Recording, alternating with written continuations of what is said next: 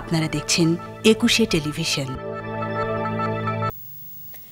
মুজিব বর্ষ উপলক্ষে স্থাপিত পারিবারিক পুষ্টি বাগান থেকে সুফল পেতে শুরু করেছেন মেহেরপুরের চাষিরা।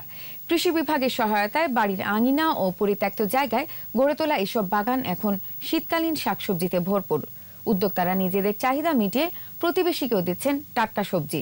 মেহেরপুর প্রতিনিধি ফারুক হোসেনের রিপোর্ট, জানাচ্ছেন সমর ইসলাম। মুজিব জন্মশতবার্ষিকী উপলক্ষে কৃষি বিভাগ যাদের ফসলি জমি নেই তাদের বাড়ির আঙিনায় পরিত্যক্ত জায়গায় গড়ে তুলেছে পারিবারিক পুষ্টি বাগান। বাড়ির আঙিনায় পড়ে থাকা জায়গায় তৈরি পুষ্টি বাগানগুলো এখন ভরে উঠেছে শীতকালীন সবজিতে।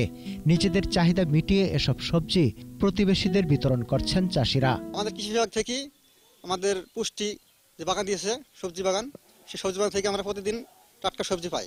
আমরা নিজে টাটকা সবজি পাই এবং বাইরে কিনা লাগে না, এবং বাড়ির আশেপাশে যারা চায় তাদেরও দেওয়া হয়। সব পরিবারকে যদি এই পুষ্টি বাগানটা প্রদান করা হয় তাহলে আমার মনে হয় যে এই পুষ্টির যে ঘাটতি বা প্রত্যেকটা পরিবারের পুষ্টির কর যে সবজি সেটা পাবে বলে আমি মনে করি।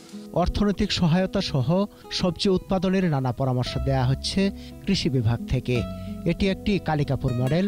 এই মডেলে চাষিরা সারা বছর সবজি পাবেন বলে জানায় কৃষি বিভাগ।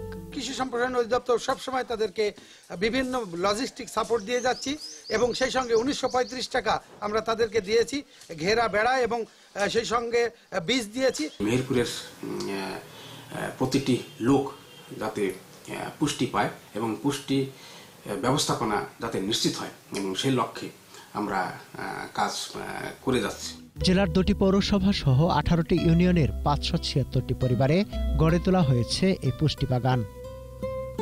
সমর ইসলাম, ২১শে টেলিভিশন।